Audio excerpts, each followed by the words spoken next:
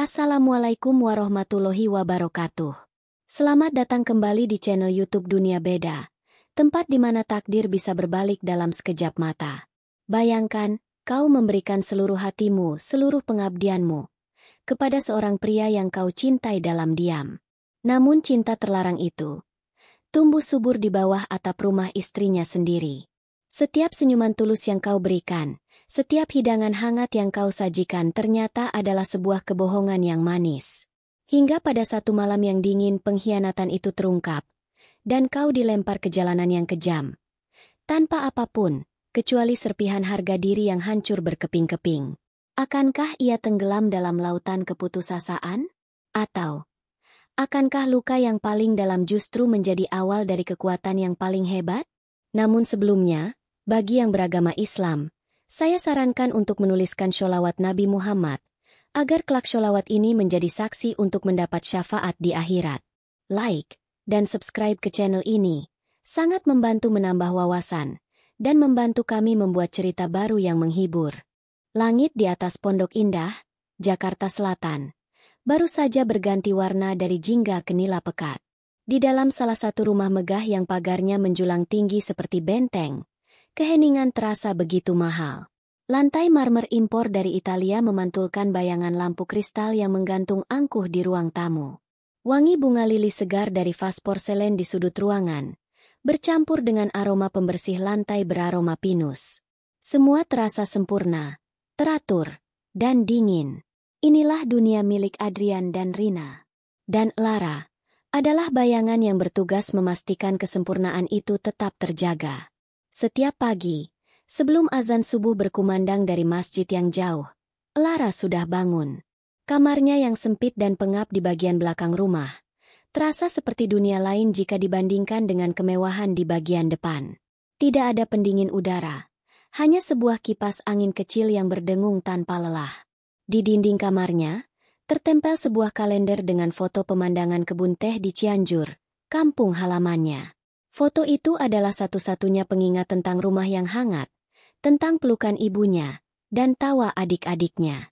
Setiap rupiah yang ia kirimkan setiap bulan adalah nafas bagi kehidupan mereka di sana. Dan untuk itu, Lara rela menjadi tak kasat mata. Jadwalnya padat seperti rel kereta api. Membersihkan seluruh rumah yang luasnya hampir 1000 meter persegi. Menyiapkan sarapan.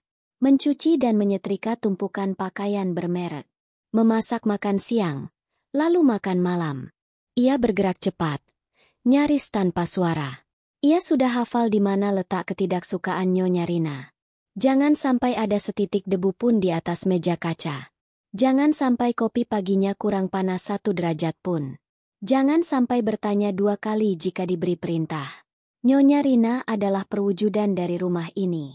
Cantik, terawat, sempurna, namun berjarak.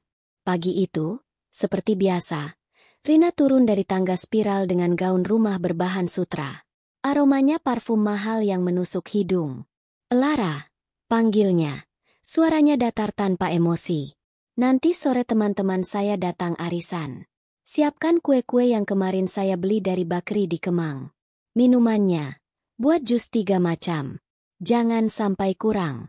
Mengerti? Iya, Nyonya. Mengerti. Jawab Lara sambil menunduk. Tidak berani menatap langsung ke mata majikannya.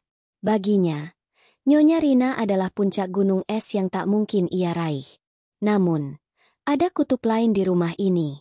Tuan Adrian. Jika Rina adalah musim dingin, maka Adrian adalah kehangatan musim semi yang datang tiba-tiba. Adrian tidak banyak bicara, tapi ia melihat Lara. Pria itu adalah satu-satunya orang di rumah ini yang memanggil namanya tanpa nada perintah. Seperti siang itu, saat Lara sedang membersihkan sisa makan siang di meja makan. Adrian, yang baru saja pulang kerja lebih awal, duduk di salah satu kursi. Ia tidak menyalakan televisi atau membuka laptopnya seperti biasa. Ia hanya memandangi Lara bekerja. Lara, panggilnya lembut. Lara sedikit terkejut. Iya, Tuan. Kamu sudah makan? Pertanyaan sederhana itu terasa seperti sebuah ombak besar yang menghantam pertahanan diri Lara. Selama setahun bekerja di sini, tidak ada yang pernah menanyakan hal itu. Baginya, makan adalah urusan nanti, jika semua pekerjaan sudah selesai, jika perut sudah benar-benar keroncongan. Dengan gugup, Lara menjawab, "Nanti, Tuan, setelah semua beres."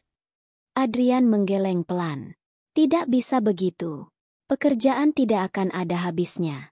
Sekarang, tinggalkan itu. Ambil piringmu. Makan dulu. Lara membeku. Ia bingung harus bereaksi seperti apa. Tapi sorot mata Adrian terasa tulus, menenangkan. Dengan ragu, ia menuruti perintah itu. Untuk pertama kalinya, ia makan di meja makan yang sama dengan majikannya. Meskipun Adrian hanya duduk diam di seberang meja sambil membaca berita di ponselnya. Jantung Lara berdebar kencang. Perasaan aneh ini, perasaan dianggap sebagai manusia, terasa begitu mewah. Kejadian-kejadian kecil seperti itu terus berulang. Suatu kali, Adrian memergoki Lara sedang menatap kalender foto kebun teh di kamarnya dengan mata berkaca-kaca. Besoknya, sebuah kotak martabak manis khas Bandung ada di meja dapur, dengan catatan kecil tertempel, untuk mengobati rindu pada Jawa Barat. Lara tahu itu dari siapa. Hatinya menghangat. Benih-benih aneh mulai tumbuh di hatinya yang kering. Sebuah kekaguman yang perlahan berubah warna. Ia mulai menanti-nanti momen di mana hanya ada ia dan Tuan Adrian. Momen di mana ia bisa merasakan tatapan mata yang hangat itu. Puncaknya terjadi pada suatu malam Jumat. Hujan turun begitu deras, menciptakan musik latar yang melankolis. Nyonya Rina sedang pergi ke acara peresmian butik temannya, dan tidak akan pulang hingga larut. Rumah besar itu terasa lengang. Setelah menyelesaikan semua pekerjaannya, Lara duduk di kursi kecil di sudut dapur, memijat kakinya yang pegal sambil menatap air hujan yang menari-nari di jendela.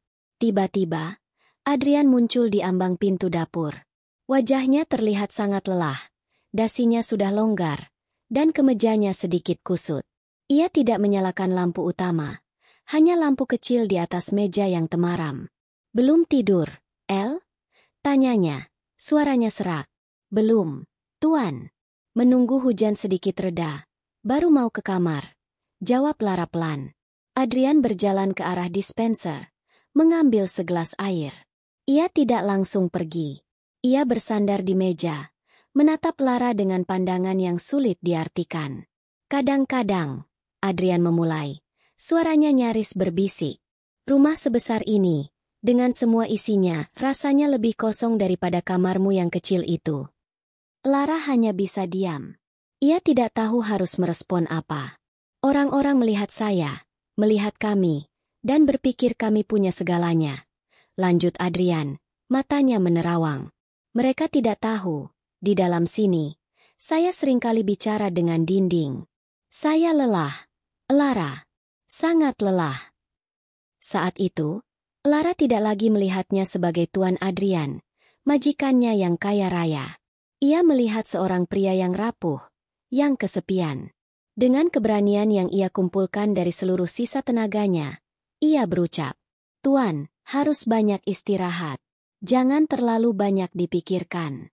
Semua akan baik-baik saja, insya Allah." Adrian tersenyum tipis mendengar ucapan tulus itu. Senyum yang terasa begitu getir. Ia berjalan mendekat. Kini berdiri tepat di hadapan Lara yang masih terduduk. Lara bisa mencium aroma parfum mahal bercampur aroma hujan yang menempel di kemeja Adrian. Jantungnya berdetak tak karuan. "Kamu tahu," bisik Adrian. Tatapannya mengunci mata Lara. "Selama setahun ini, kalimat itu adalah hal paling menenangkan yang pernah saya dengar di rumah ini." Perlahan, Adrian menunduk. Tangannya terulur. Bukan untuk mengambil gelas. Bukan untuk menunjuk pekerjaan. Tangannya terulur dan dengan lembut, menyentuh punggung tangan Lara yang sedang terkepal di atas pangkuannya. Sebuah sengatan listrik menjalari seluruh tubuh Lara. Dan di remang lampu dapur itu, diiringi suara hujan yang menjadi saksi bisu. Lara tahu, dunianya yang kelabu, baru saja menemukan setitik cahayanya. Cahaya yang ia tidak tahu, apakah akan menerangi jalannya, atau justru membakar dirinya hingga menjadi abu. Sentuhan hangat di punggung tangannya terasa membekas. Bahkan lama setelah Tuan Adrian kembali ke kamarnya di lantai atas. Malam itu, Lara tidak bisa tidur.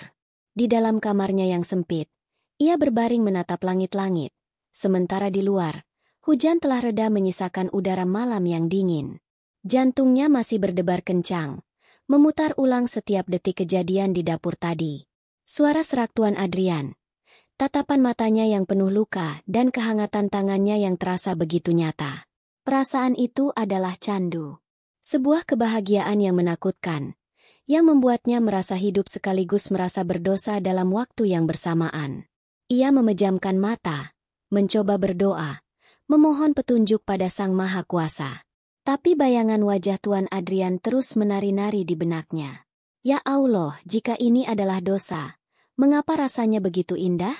Keesokan harinya, suasana di rumah itu terasa berbeda.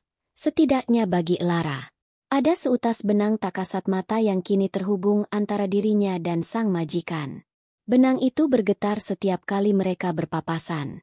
Saat Lara menyiapkan sarapan, Adrian turun dengan pakaian kerja yang rapi. Seperti biasa, Nyonya Rina sudah duduk di meja makan, sibuk dengan tabletnya. Pagi, sapa Adrian. Suaranya ditujukan untuk semua orang. Tapi matanya sempat bertemu dengan mata Lara selama sepersekian detik. Sebuah kilat pemahaman melintas di antara mereka. Cukup untuk membuat pipi Lara merona dan segera menundukkan pandangan. Rina, yang tidak menyadari apapun, hanya bergumam.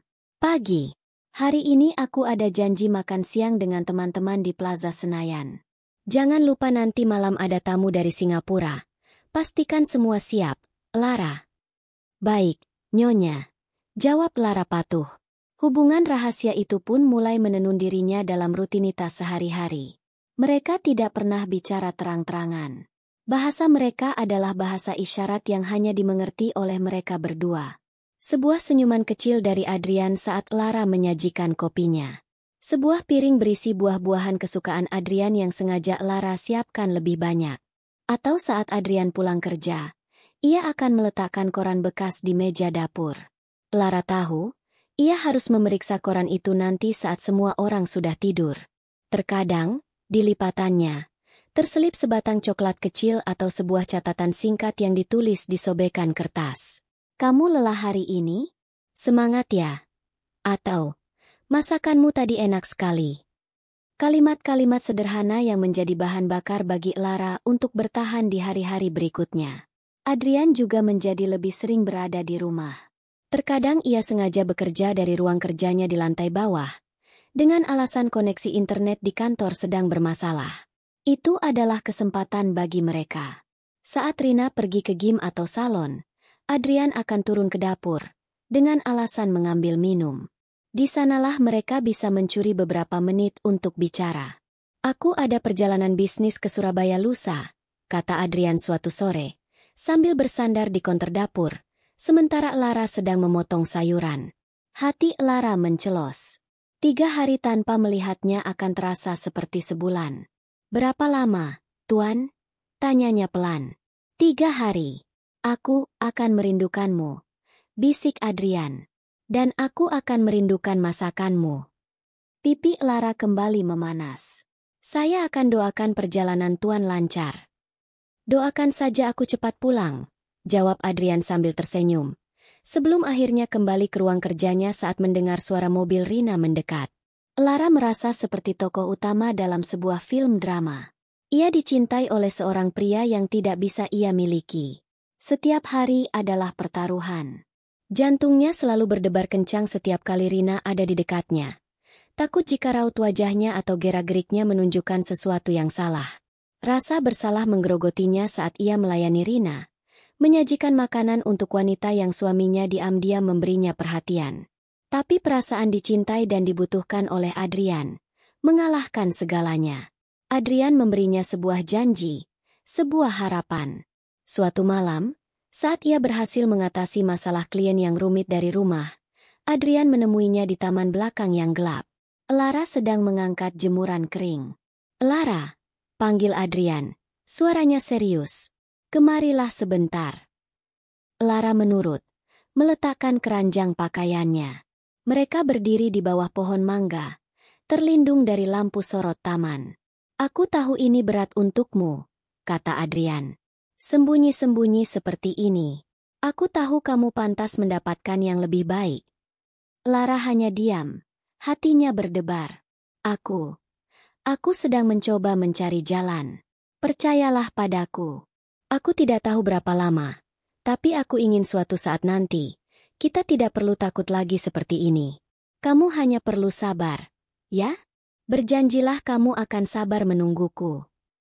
Sebuah janji, sebuah harapan masa depan. Kata-kata itu adalah sihir bagi Lara. Ia mengangguk pelan, matanya berkaca-kaca. "Iya, Tuan. Lara akan sabar." Malam itu, Lara merasa seperti melayang. Janji itu memberinya kekuatan. Namun, takdir sepertinya senang bermain-main. Semakin mereka berani, semakin besar pula risikonya.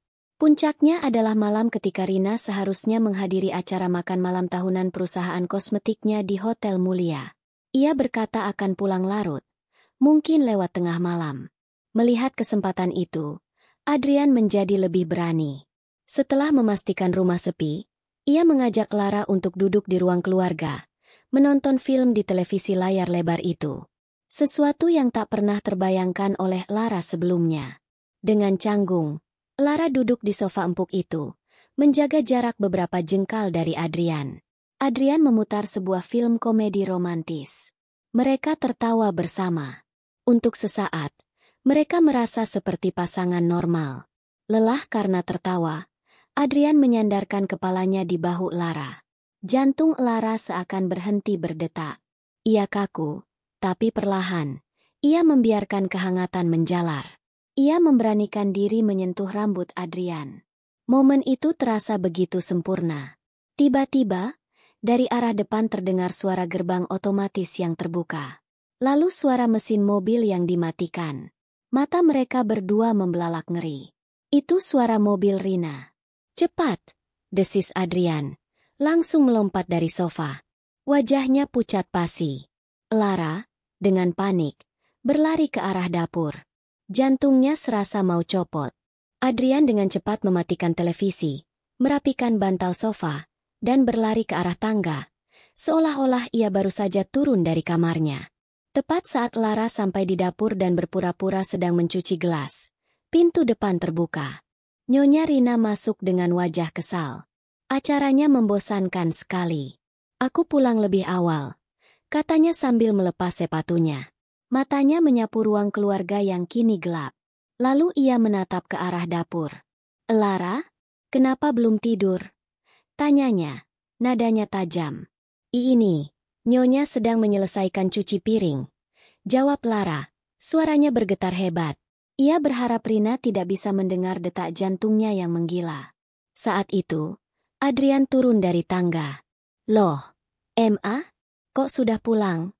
tanyanya, berpura-pura terkejut. "Acaranya membosankan. Kamu sendiri, kenapa belum tidur?" Rina balik bertanya. Matanya menatap tajam bergantian antara suaminya dan pembantunya. Ada kilat curiga di sana. "Tadi tidak bisa tidur, jadi ke bawah ambil minum," jawab Adrian, berusaha terdengar sesantai mungkin. Rina tidak berkata apa-apa lagi. Ia hanya berjalan melewati mereka menuju kamarnya. Tapi keheningannya justru terasa lebih menakutkan daripada amarahnya. Setelah memastikan Rina masuk ke kamar, Adrian memberikan isyarat mata pada Lara untuk segera pergi ke kamarnya. Malam itu, Lara tidur dengan perasaan teror yang sesungguhnya. Bahaya itu nyata. Dan ia merasa, tatapan Nyonya Rina tadi adalah awal dari sebuah bencana besar yang sedang merayap mendekat. Udara pagi di ruang makan terasa lebih dingin dari biasanya. Padahal pendingin ruangan diatur pada suhu yang sama. Keheningan yang menyelimuti meja makan begitu tebal, hingga suara denting sendok Nyonya Rina yang mengenai piring porselennya terdengar seperti sebuah ledakan kecil. Lara berdiri di sudut ruangan, di dekat pintu menuju dapur, menunggu perintah selanjutnya. Tapi tidak ada perintah yang datang. Yang ada hanya keheningan yang menyesakkan. Ia tidak berani mengangkat wajahnya. Namun ia bisa merasakan sepasang mata yang tajam sedang mengawasinya. Mata Nyonya Rina. Setelah insiden malam itu, Nyonya Rina berubah. Ia tidak lagi hanya sekadar dingin dan berjarak. Kini, ada sesuatu yang lain dalam sikapnya. Sesuatu yang tajam, penuh selidik, dan berbahaya. Ia menjadi seorang pengamat yang ulung. Setiap gerakan Elara, setiap tatapan, setiap helaan nafas, seolah ditimbang dan dianalisa di bawah mikroskop tak terlihat. Elara, suara Rina memecah keheningan. Nadanya datar. Namun Elara bisa merasakan getaran dingin di baliknya. Kopi ini, kenapa rasanya sedikit berbeda hari ini? Elara menelan ludah. Padahal ia membuatnya dengan takaran yang sama persis seperti 100 hari sebelumnya. Maaf, Nyonya. Mungkin saya akan buatkan yang baru. Tidak perlu. Potong Rina cepat. Matanya beralih menatap suaminya. Mungkin lidahku saja yang aneh. Bagaimana menurutmu, Pak? Apakah kopinya aneh? Adrian, yang sedari tadi menunduk membaca berita di ponselnya, sedikit terkejut. Ah, tidak. Sama saja seperti biasa. Ma, enak kok, jawabnya, berusaha terdengar santai. Tapi Lara bisa melihat butiran keringat kecil mulai muncul di pelipisnya. Sejak saat itu, permainan pun dimulai. Sebuah perang dingin yang dilancarkan secara sepihak oleh Rina. Ia mulai mengkritik pekerjaan Lara untuk hal-hal yang paling sepele. Setrikaan kemeja Adrian yang menurutnya kurang licin. Penataan bunga di vas yang miring sekian milimeter. Atau masakan yang tiba-tiba ia sebut terlalu asin. Padahal resepnya tidak pernah berubah. Setiap kritik adalah sebuah tamparan tak terlihat. Sebuah cara untuk menegaskan kembali siapa penguasa di rumah ini. Lara merasa seperti berjalan di atas hamparan pecahan kaca. Ia menjadi sangat berhati-hati. Paranoia mulai merayap masuk ke dalam benaknya. Ia tidak lagi berani membalas tatapan Adrian. Ia sengaja menyibukkan diri di bagian belakang rumah, di area cuci atau di taman, untuk menghindari interaksi apapun. Hubungan rahasia yang tadinya terasa seperti taman bunga yang indah, kini telah berubah menjadi ladang ranjau. Bahkan kamar tidurnya yang sempit tidak lagi terasa aman. Suatu siang, saat ia sedang membersihkan kamar mandi utama di lantai atas, ia mendengar suara pintu kamarnya terbuka. Dengan panik, ia berlari kecil menuruni tangga belakang. Ia melihat Nyonya Rina baru saja keluar dari kamarnya. "Nyonya cari saya?" tanya Lara, berusaha mengatur nafasnya yang tersengal. Rina menoleh dengan ekspresi tenang yang dibuat-buat. "Oh, tidak. Tadi saya lihat ada kecoa kecil di dekat pintu kamarmu. Saya hanya memastikan tidak ada sarangnya di dalam." Lara tahu itu bohong. Tidak mungkin ada kecoa di rumah yang sebersih ini. Nyonya Rina pasti masuk untuk mencari sesuatu. Jantung Lara berdebar kencang. Bagaimana jika Nyonya Rina menemukan sesuatu? Sebuah kenang-kenangan kecil? Untungnya, Lara tidak pernah menyimpan apapun. Semua catatan kecil dari Adrian selalu ia baca berulang-ulang. Lalu ia bakar menjadi abu di tungku belakang. 3 hari kemudian, Adrian pulang dari perjalanan bisnisnya di Surabaya. Seperti biasa, ia membawa 2 koper besar. Satu berisi pakaian kotor, satu lagi oleh-oleh untuk keluarga dan kolega. Saat makan malam, ia membagikan oleh-oleh itu. Sebuah tas kulit untuk Rina, mainan robot terbaru untuk anak mereka, dan beberapa kotak kue lapis serta sambal udang khas Surabaya untuk dibagikan. Mata Lara dan Adrian bertemu sesaat. Lara tahu, pasti ada sesuatu untuknya. Tapi bagaimana cara memberikannya? Rina kini seperti seekor elang yang mengawasi setiap gerak-gerik mangsanya. Kesempatan itu datang keesokan paginya. Rina pergi ke sekolah untuk menghadiri pertemuan orang tua murid. Adrian, yang seharusnya sudah berangkat ke kantornya di kawasan Sudirman, menunda keberangkatannya. Ia mencegat Lara di dekat ruang cuci. Dengan gerakan cepat, ia mengeluarkan sebuah bungkusan kertas kecil dari saku jasnya. "Ini untukmu," bisiknya. "Cepat sembunyikan." Tanpa sempat melihat isinya, Lara langsung memasukkan bungkusan itu ke dalam saku celemeknya. Tangannya gemetar. "Terima kasih, Tuan." bisiknya balik. Hati-hati, Lara. Rina mulai curiga, kata Adrian dengan wajah cemas. Sebelum akhirnya bergegas pergi. Lara menunggu hingga suasana aman. Di dalam kamarnya, dengan pintu terkunci, ia membuka bungkusan itu. Di dalamnya ada sebuah syal sederhana berbahan katun lembut, berwarna biru laut, warna kesukaannya. Bagaimana Tuan Adrian tahu? Dan di sana, terselip sebuah catatan lagi. Kali ini, tulisannya sedikit lebih panjang. Untuk Lara.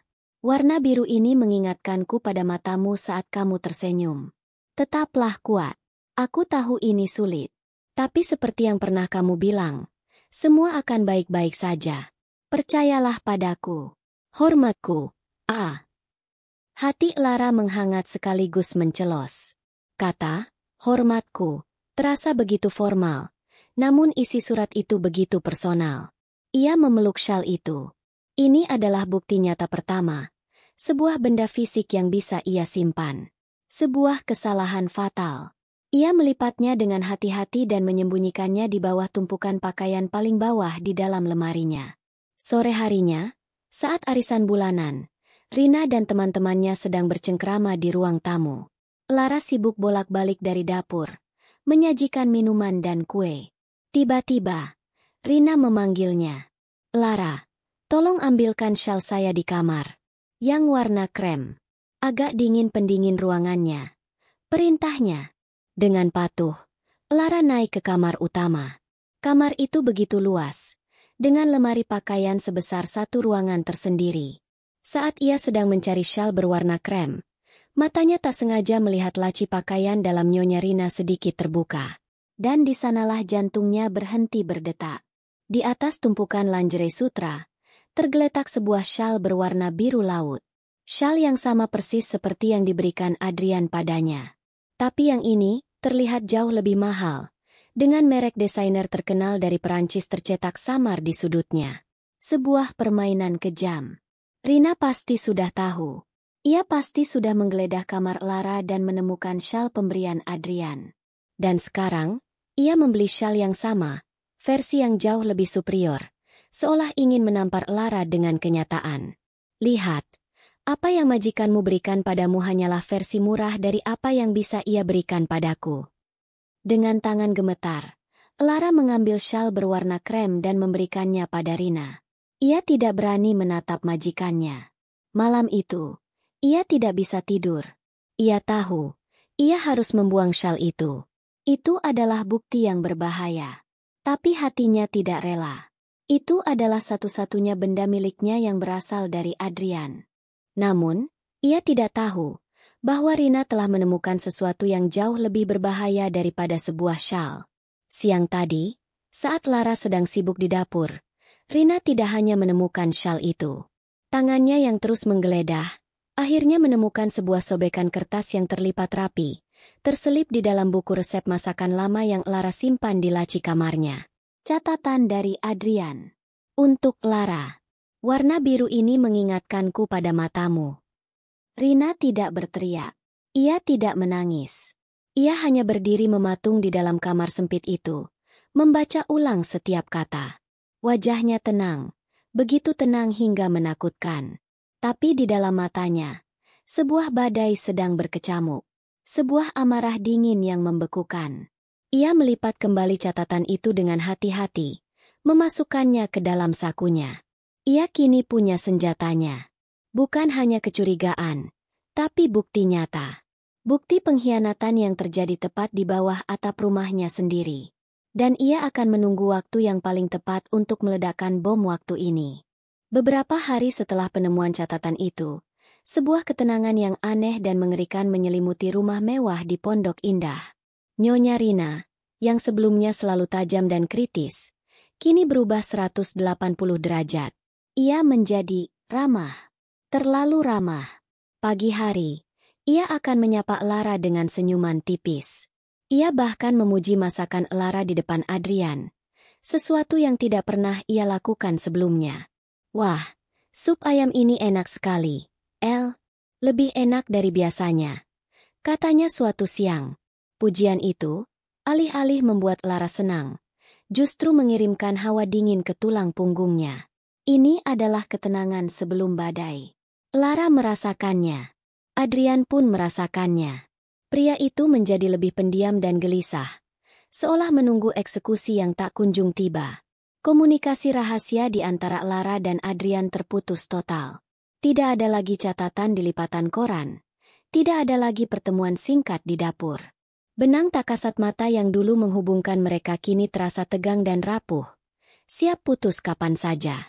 Lara bekerja dalam kewaspadaan tingkat tinggi. Setiap derap langkah Nyonya Rina di belakangnya membuatnya tersentak. Ia merasa seperti seekor tikus yang sedang dipermainkan oleh seekor kucing. Sebelum akhirnya dicabik-cabik. Hari Sabtu sore, Rina mendekati Lara yang sedang menyetrika di ruang cuci. Ia tersenyum. Senyum yang tidak mencapai matanya. Lara, nanti malam tolong siapkan makan malam yang istimewa, ya? Masak saja rendang resep dari ibuku yang ada di buku itu. Lalu siapkan juga puding coklat kesukaan Bapak. Anggap saja, kita sedang merayakan sesuatu. Jantung Lara berdebar. Merayakan apa? Baik, Nyonya. Hanya itu yang bisa ia ucapkan. Rina juga memastikan putra sematawayang mereka menginap di rumah neneknya di kawasan Bintaro. Katanya, agar ia dan Adrian bisa menikmati makan malam berdua dengan tenang. Skenario yang sempurna. Arena pertarungan telah disiapkan, dan hanya ada 3 orang yang akan berada di dalamnya. Lara, Adrian, dan Rina. Pukul 7 malam, aroma rendang yang kaya rempah menguar dari dapur. Meja makan telah ditata dengan indah oleh Lara. Lilin-lilin kecil dinyalakan, menciptakan suasana romantis yang palsu. Adrian turun dengan kemeja batik yang terlihat mahal. Wajahnya pias dan tegang. Rina, sebaliknya, tampak sangat cantik dan tenang dalam balutan gaun berwarna merah marun. Makan malam dimulai dalam keheningan. Hanya ada suara denting sendok dan garpu. Rina membuka percakapan dengan hal-hal yang ringan. Tentang cuaca, tentang kemacetan Jakarta, tentang rencana liburan akhir tahun. Adrian hanya menjawab sekenanya.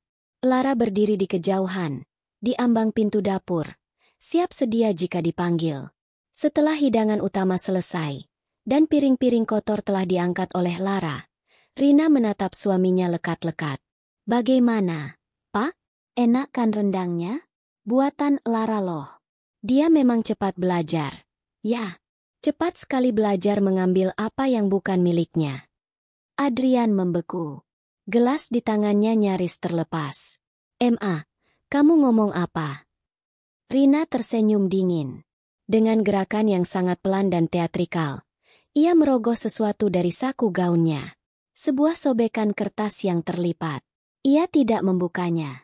Ia hanya meletakkannya di atas meja, tepat di samping piring Adrian. Aku menemukan ini di kamar pembantu kita, katanya. Suaranya terdengar datar, namun setiap katanya mengandung racun. Tulisan tanganmu bagus juga ya, Pak. Puitis.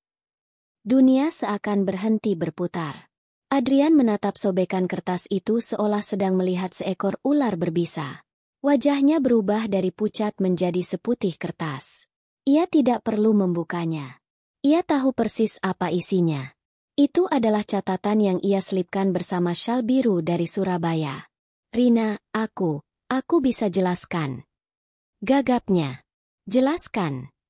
Rina tertawa. Tawa yang terdengar mengerikan. Tawa penuh luka. Mau jelaskan apa lagi, Adrian? Mau jelaskan kenapa kamu lebih memilih bercerita dengan pembantu di dapur daripada dengan istrimu sendiri? Mau jelaskan kenapa kamu harus berbohong soal perjalanan bisnis? Atau mau jelaskan arti dari tulisan? Warna biru ini mengingatkanku pada matamu? Hah? Suaranya mulai meninggi. Dari dapur, Lara bisa mendengar semuanya. Kakinya lemas. Tubuhnya gemetar hebat. Ia bersandar di dinding, menahan tubuhnya agar tidak ambruk. Ini balasanmu setelah semua yang aku berikan. Rina menggebrak meja, membuat piring dan gelas bergetar. Aku urus anakmu. Aku jaga kehormatan keluarga ini. Dan kamu tega bermain api di bawah atap rumahku sendiri. Dengan siapa? Dengan seorang pembantu. Jaga bicaramu, Rina. Jangan hina dia, balas Adrian, mencoba membela. Sebuah kesalahan fatal. Membela dia? Kamu masih berani membela dia di depan aku? Amuk Rina. Air matanya kini mulai mengalir deras, bercampur dengan amarah. Dasar pria tidak tahu diuntung. Pengecut. Pertengkaran itu terus berlanjut. Saling tuding, saling menyalahkan, mengungkit semua luka dan kekecewaan yang terpendam selama bertahun-tahun. Lara mendengar suara pecahan kaca, mungkin sebuah gelas yang dilempar. Ia hanya bisa meringkuk di sudut dapur, menutup telinganya.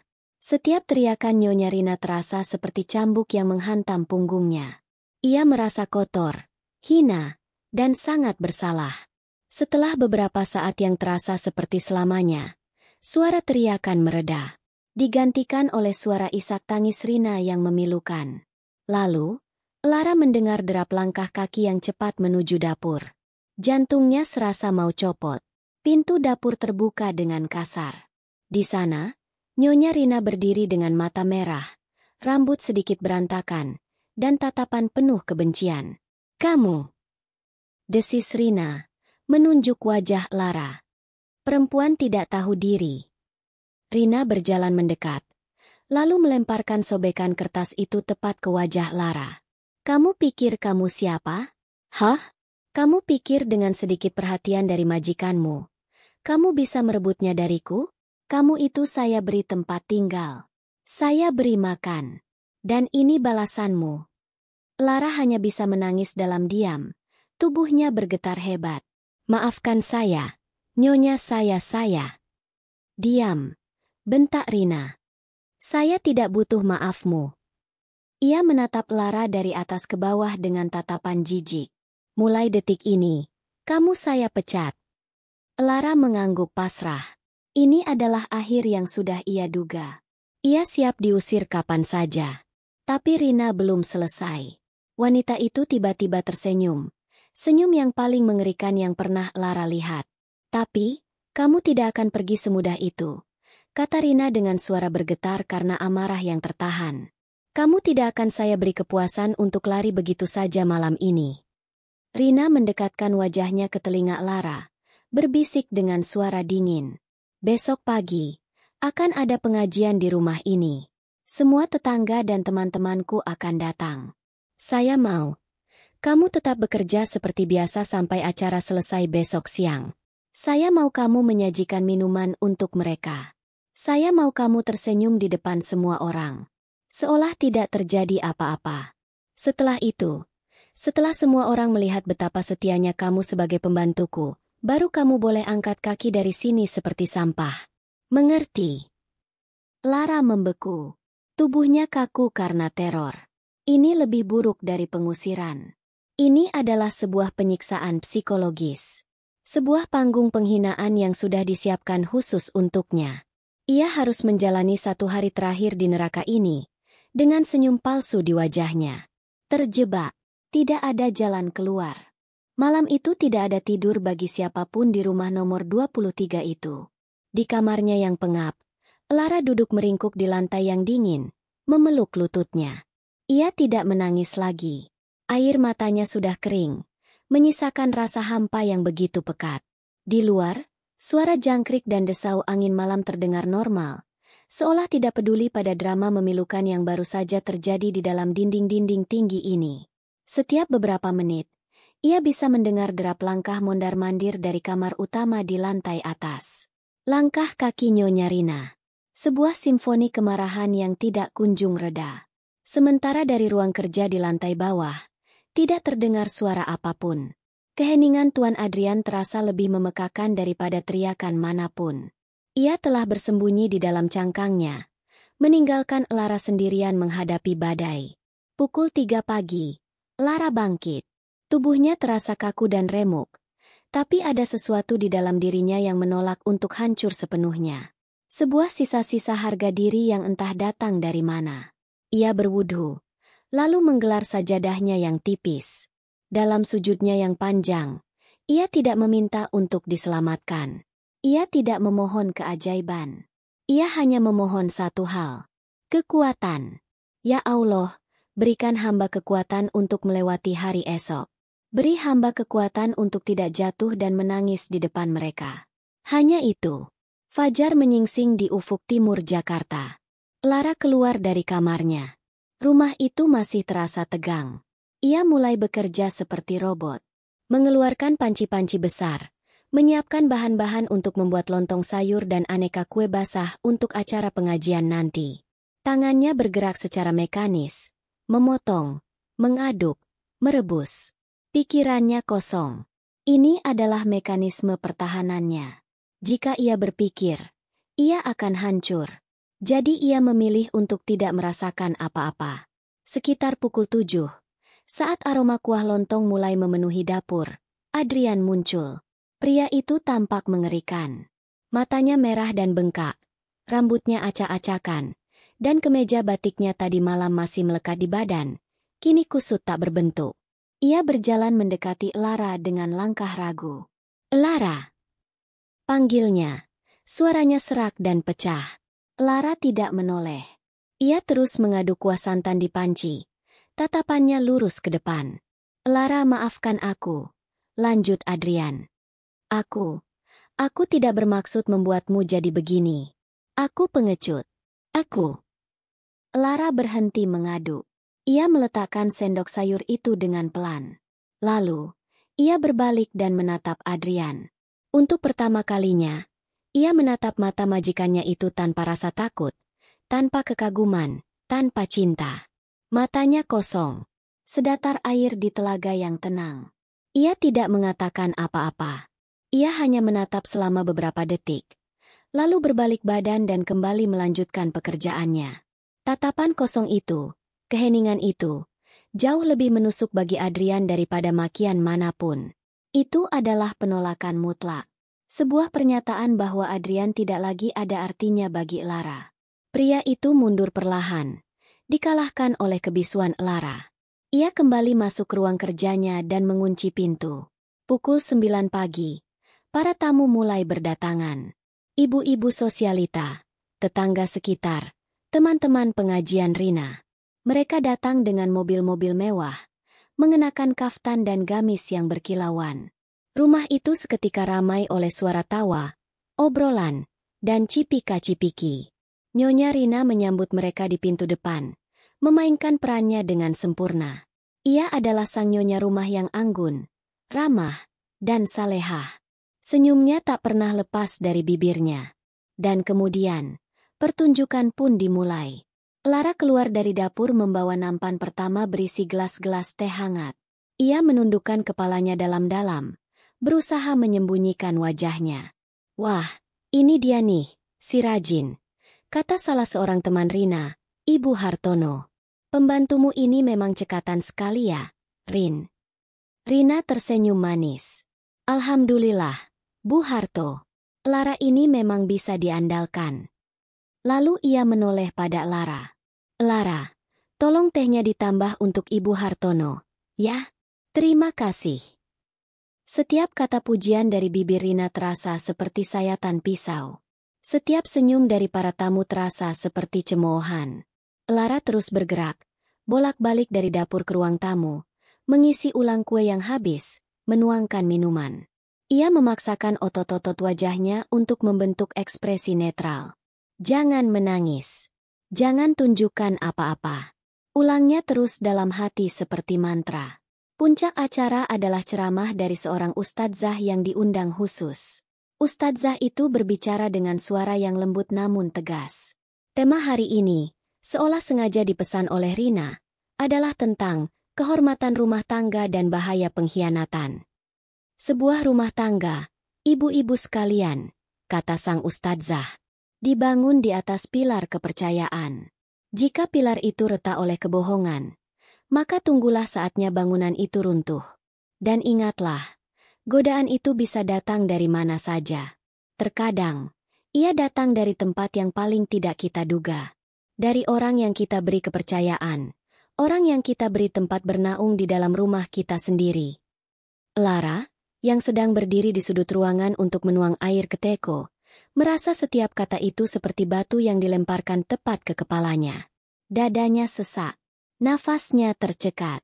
Ia bisa merasakan tatapan tajam Rina dari seberang ruangan. Rina tidak menatapnya dengan benci, melainkan dengan sebuah kepuasan yang dingin. Ia menikmati setiap penderitaan Lara. Karena sesungguhnya perbuatan zina dan apapun yang mendekatinya adalah sebuah dosa besar yang akan merusak tidak hanya kehidupan di dunia, tapi juga di akhirat. Ia adalah api yang membakar hangus semua kebaikan. Lara tidak kuat lagi. Pandangannya mulai kabur. Ia harus pergi dari ruangan ini sekarang juga.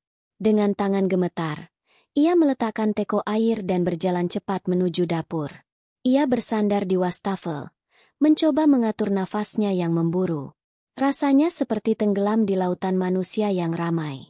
Pengajian selesai sekitar pukul 12 siang.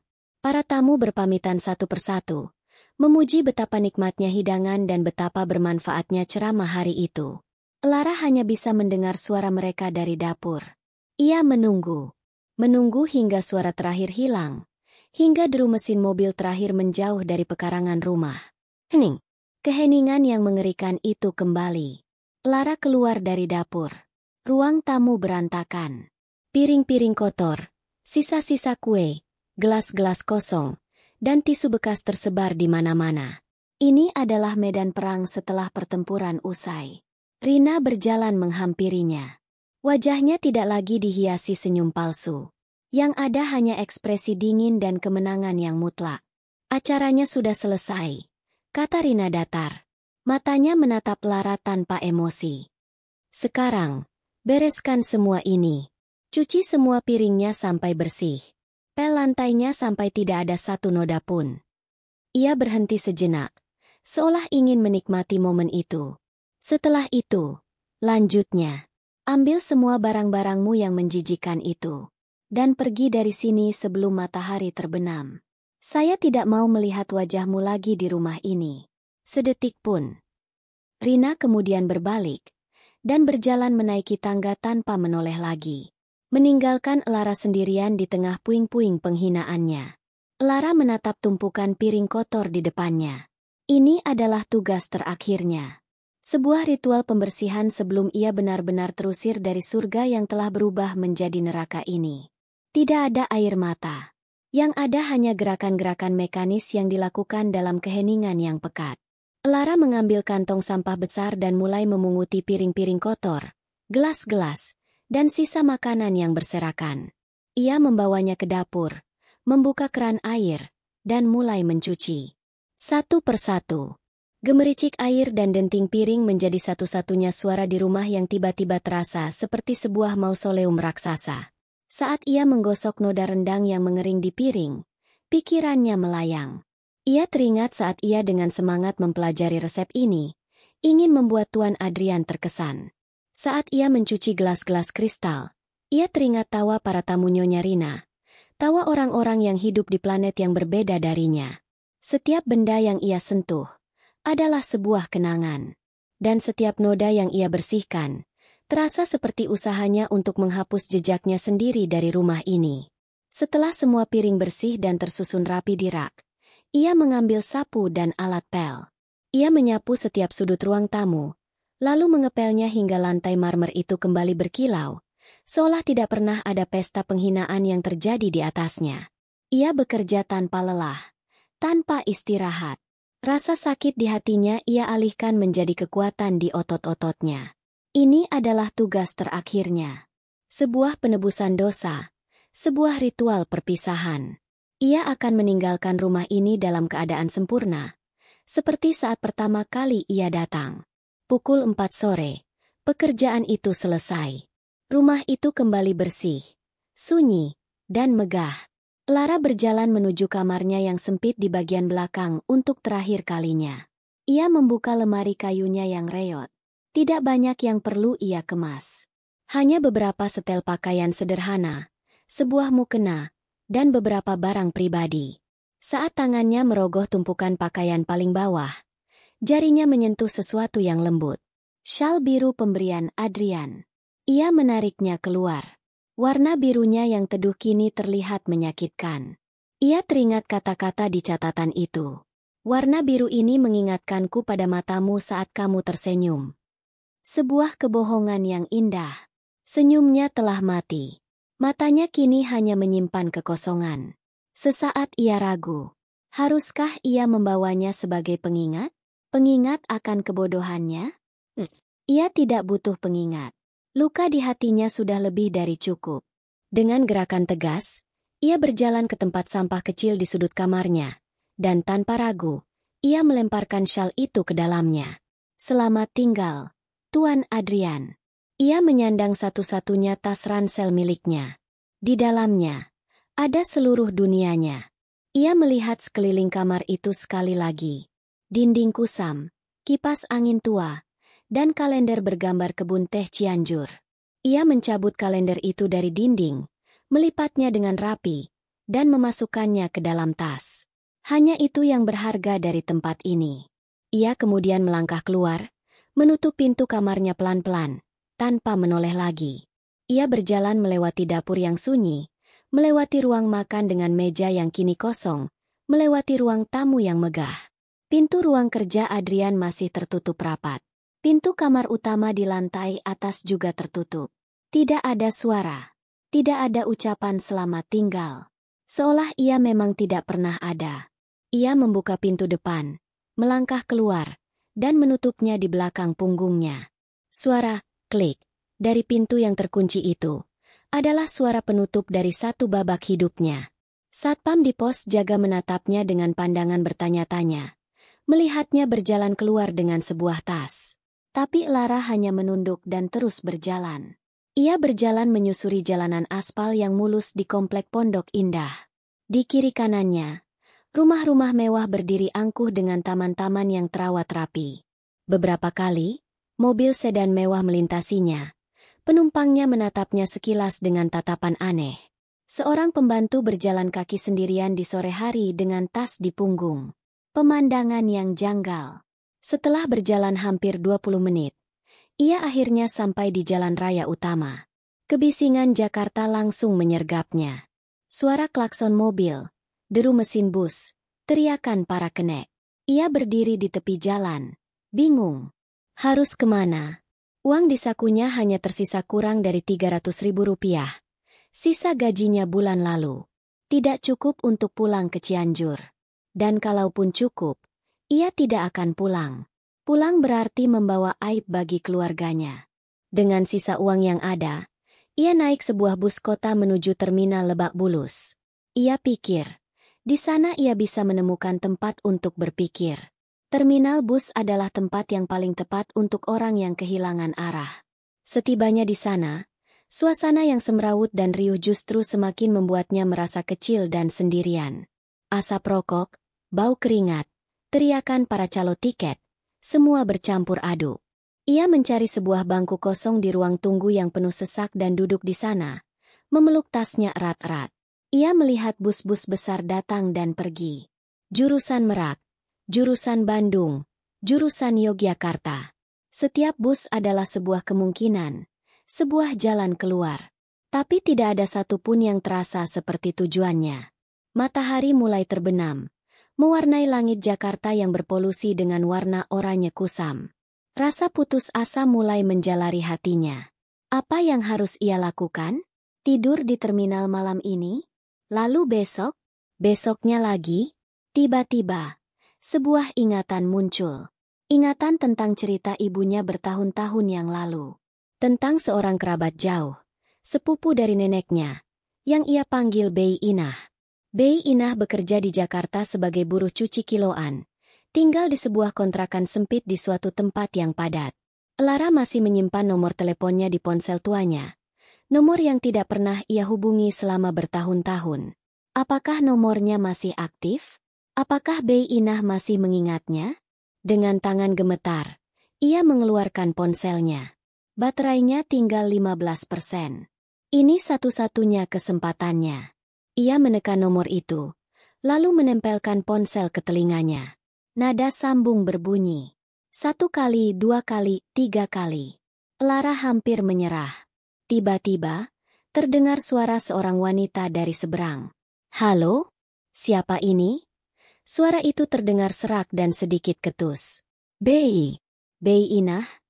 tanya Lara ragu. "Iya, saya sendiri. Ini siapa ya?" "Ini Lara. Bei. Anaknya Ibu Kokom dari Cianjur." Hening sejenak. "Oh, Lara? Ya Allah, ada apa, Neng?" Tumben sekali telepon Bibi. Dan di sanalah, di tengah kebisingan terminal bus, pertahanan diri Lara runtuh. Ia mulai menangis sesenggukan. Dengan suara terbata-bata, ia menceritakan semuanya. Ia tidak menceritakan detail tentang perselingkuhan itu. Ia hanya berkata bahwa ia baru saja dipecat. Dan kini ia tidak punya tempat tujuan. Terdengar helaan nafas panjang dari seberang. Sudah Bibi duga. Kerja di Jakarta itu keras. "Neng, kamu sekarang di mana?" "Di terminal Lebak Bulus." "BI." "Ya sudah. Jangan nangis terus. Sekarang, kamu naik ojek online saja. Bilang sama abangnya. Antar ke alamat ini." BI Inah kemudian menyebutkan sebuah nama jalan di daerah Manggarai. Sebuah kawasan yang sangat padat di Jakarta Selatan. "Nanti kalau sudah sampai ujung jalan, tanya saja kontrakan Haji Sobirin. Semua orang di sini tahu. Kamar Bibi nomor 7, di dekat jemuran umum." Lara mencatat alamat itu di sobekan kertas dengan pulpen pinjaman. "Tapi, saya." "Sudah, jangan banyak tapi-tapian. Datang saja dulu. Urusan nanti, dipikirkan nanti. Uang ojek ada, kan?" "Ada, Bei. Alhamdulillah." Isak Lara. "Ya sudah, cepat ke sini sebelum malam makin larut. Bibi tunggu." Panggilan telepon terputus. Lara menatap alamat di tangannya. Manggarai, kontrakan Haji Sobirin. Itu bukan sebuah istana. Itu bukan sebuah janji kebahagiaan. Tapi saat ini, secari kertas dengan alamat itu adalah hal paling berharga yang ia miliki di dunia. Itu adalah sebuah tujuan. Sebuah arah. Dengan sisa-sisa tenaganya, ia bangkit, berjalan keluar dari terminal, dan memesan ojek. Saat motor melaju membelah kemacetan Jakarta, Lara memeluk tasnya erat. Ia tidak tahu apa yang menantinya di sana, tapi untuk pertama kalinya setelah 24 jam terakhir, ia merasa secercah harapan kecil mulai menyala di dalam hatinya yang gelap. Ini adalah kilometer nol dalam perjalanan hidupnya yang baru.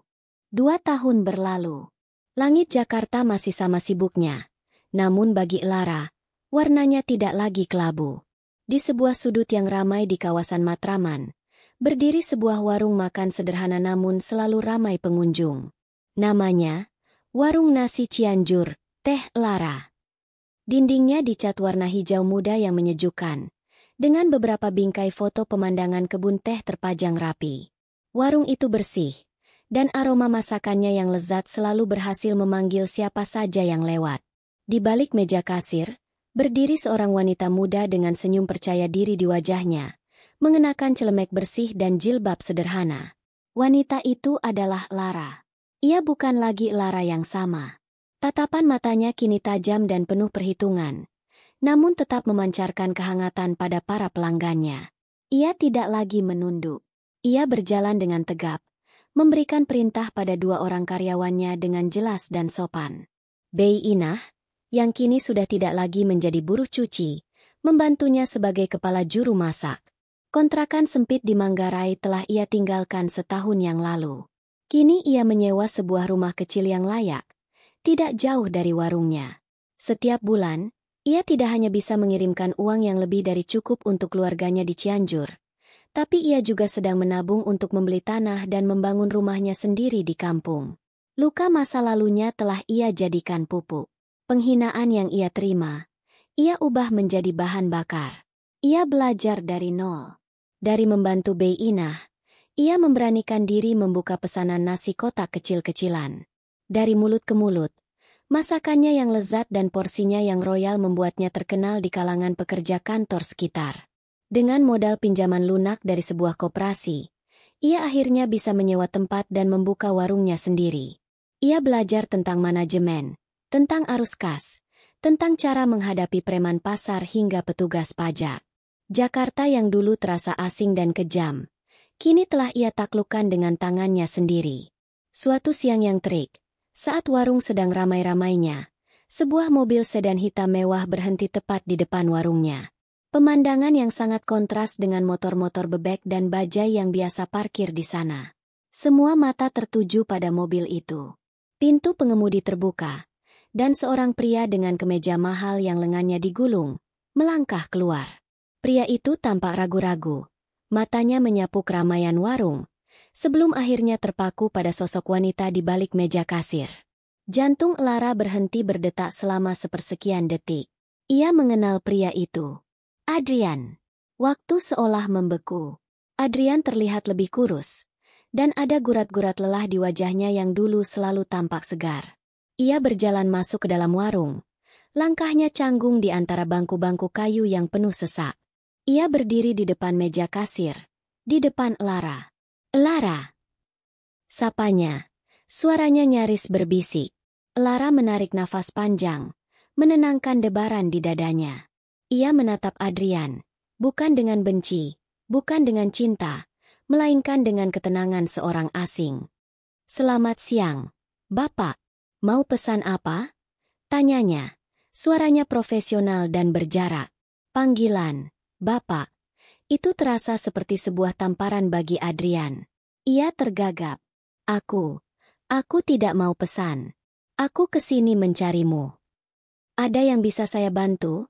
Tanya Lara lagi, seolah sedang melayani pelanggan biasa. Aku sudah lama mencarimu. Aku ingin minta maaf. Sungguh-sungguh minta maaf atas semua yang terjadi, kata Adrian. Matanya memancarkan penyesalan yang dalam. Aku dan Rina, kami sudah berpisah setahun yang lalu. Rumah itu sudah kami jual. Hidupku berantakan. Lara hanya mendengarkan. Tidak ada simpati. Tidak ada kepuasan di wajahnya. Hanya ada ketenangan. Adrian merogoh saku celananya, mengeluarkan sebuah amplop coklat yang tebal. Aku tahu uang ini tidak bisa menghapus apapun. Tapi anggap saja ini sebagai penebus kesalahanku. Untuk memulai hidup baru. Ia menyodorkan amplop itu ke atas meja. Lara menatap amplop itu, lalu kembali menatap Adrian. Ia tersenyum tipis. Senyum pertama yang ia berikan pada Adrian setelah 2 tahun. Senyum yang sopan, namun menciptakan jarak ribuan kilometer di antara mereka. Terima kasih, Pak Adrian, katanya lembut namun tegas. Ia mendorong kembali amplop itu ke arah Adrian.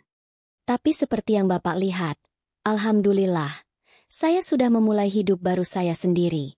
Tanpa ini. Tapi, Lara, luka yang Bapak dan Ibu Rina berikan dulu, potong Lara. Tatapannya kini lurus dan tak tergoyahkan.